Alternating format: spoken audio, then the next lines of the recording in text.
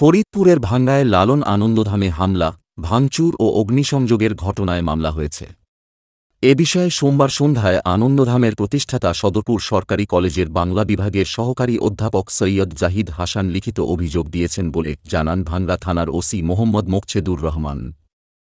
পাঠচক্র করে ওরা এখানে মুক্তিদের আলোচনা করে আমার মতো নিরীহ মানুষের বাড়িতে এরকম হামলা যুক্ত না।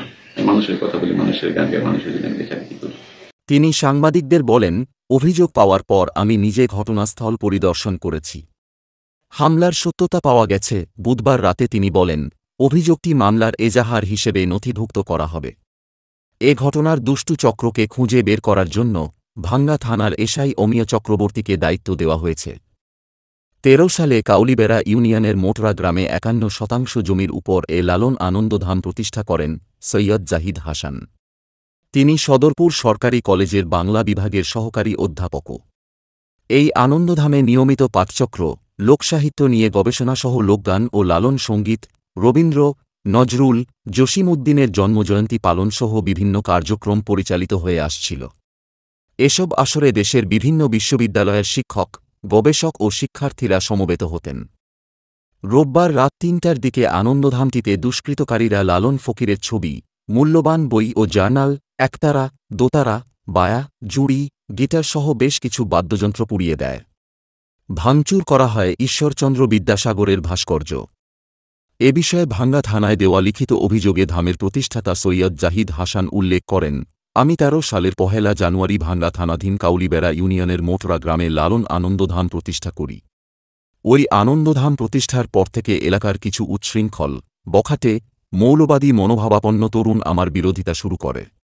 তারা ওই আনন্দধাম উৎখাতসহ আমার ক্ষতি করার উদ্দেশ্যে বিভিন্ন হুমকির সুযোগ খুঁজতে থাকে। আমি চাচ্ছি এটা সুষ্ঠুভাবে তদন্ত হোক। আমাদের 12 তারিখে একটা প্রতিবাদ সভা হয়েছিল কালুগোলাতে। 12 তারিখে আমরা দেখলাম যে কালুগোলা একটি সংগঠন ছিল না বাই সুন্নাহ কালুগোলা, ওরা একটা পোস্ট দেয় আমাদের ধামের ভাঙা উচিত, এবং সেখানে আরো কারো কারাই ইনক্লুড ছিলেন। সেখানে অনেকে কমেন্টস করছে, প্রশাসন চাইলে তারা সব পারে, যেহেতু আমাদের সুনির্দিষ্ট তথ্য প্রমাণ আছে, আমার আগে জিডি আছে, আমার সবই আছে। প্রশাসন চাইলে এই মৌলবাদীদের। ফরিদপুরের এসপি মোহাম্মদ আব্দুল জলিল এই প্রসঙ্গে বলেন, ফরিদপুরের পুলিশ বিষয়টি পর্যবেক্ষণ করেছে। আমি ভাঙ্গা থানার ওসিকে নির্দেশ দিয়েছি প্রকৃত অপরাধীদের আইনের আওতায় আনার। হামলার ঘটনায় কোনো ছাড় দেওয়া হবে না, হামলাকারী যেই হোক। শান্তিপূর্ণ স্থান, এখানে আসবো, এসে আমরা কথাবার্তা বলবো, গল্প করব, ঘোরাফেরা করব, দেখবো, এগুলো আর কি। এখানে মারামারি ঝামেলা না করাটাই উচিত।